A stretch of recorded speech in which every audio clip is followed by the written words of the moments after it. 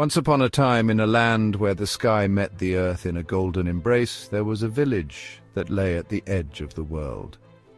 It was a place where the sun always seemed to linger on the horizon, casting its warm glow upon the land. But there was one thing that kept the village in shadow, a curse placed upon the people long ago that kept them trapped in perpetual dusk. For centuries, the villagers had lived under the weight of this curse, yearning for the touch of the true dawn. The sun would rise, but never fully. It would hover just above the horizon, unwilling to lift any higher. No one knew the reason, and no one knew how to break it. That is, until a girl named Elara was born.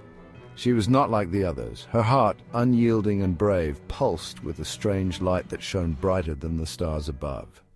Elara grew up listening to the elders speak of an ancient legend, the tale of the 7 gates of dawn. It was said that whoever could pass through these gates, guarded by mystical riddles and ancient magic, would unlock the full power of the sunrise and bring true dawn to the world. The gates were scattered across the land, hidden deep in the mountains, the forests and the seas. Only one who possessed both wisdom and courage could pass through them all and lift the curse. As Elara matured, the yearning in her heart grew. She could not bear to see her village trapped in a never-ending twilight.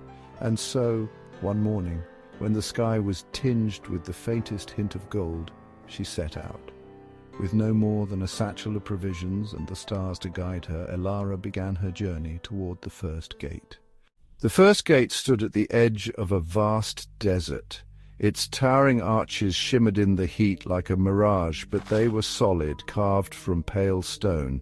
The air around the gate hummed with an otherworldly energy. Above the arch, written in silver letters, was the riddle: I can be cracked, I can be made, I can be told, I can be played. What am I?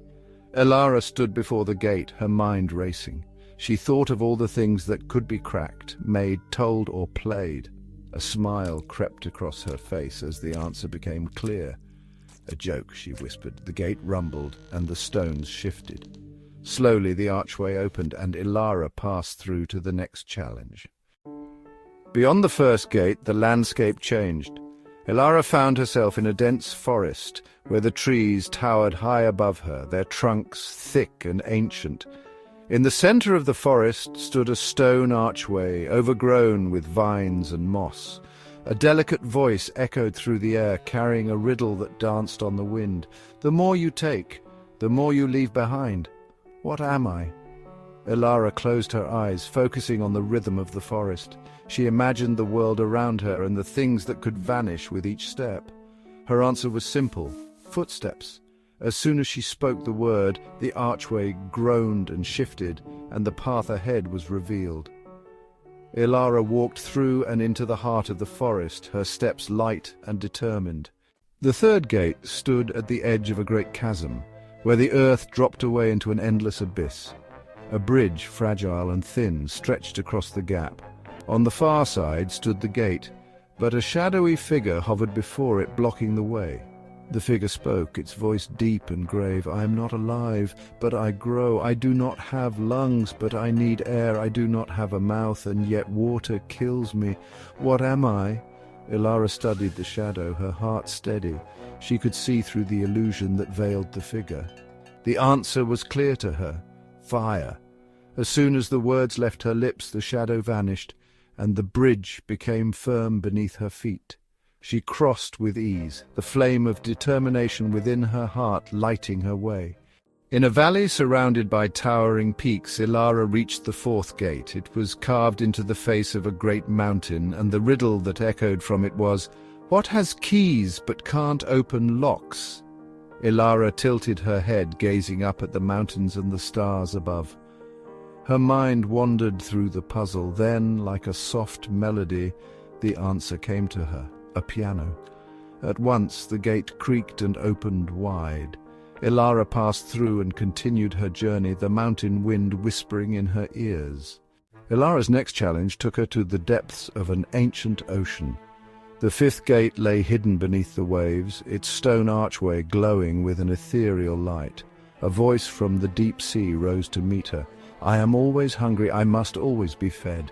The finger I touch will soon turn red. What am I?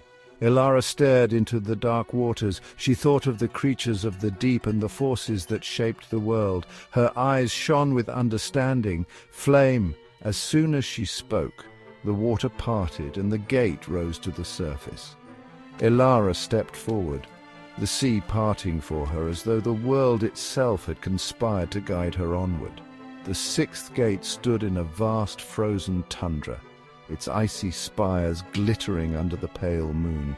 A biting wind howled across the land as the riddle echoed through the air. The more you have of me, the less you see. What am I? Elara huddled in her cloak, her breath visible in the cold. She thought of the shadows, of the things that obscured vision. The answer was simple, yet profound: darkness.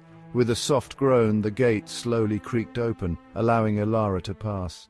At last, Elara reached the seventh gate. It stood atop a high cliff, bathed in the first rays of the true dawn. The final riddle hung in the air, shimmering like a dream. I have cities, but no houses. I have forests, but no trees. I have rivers, but no water. What am I?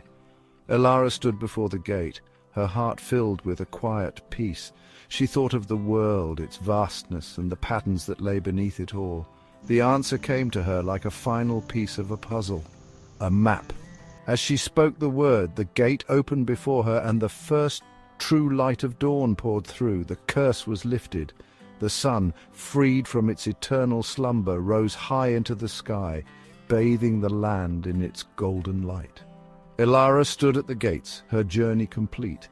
The land bloomed with life, the trees stretching toward the sun, the rivers flowing freely, and the sky wide and clear.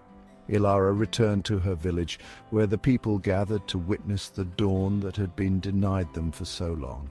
She had passed through the 7 gates, each one a trial of wisdom and courage, and now at last the world was free. And so, under the light of the true sun, the village flourished, and Elara became a legend, the girl who brought the dawn to a world that had long awaited its arrival. And they all lived from that day on in the warmth of the sun's embrace.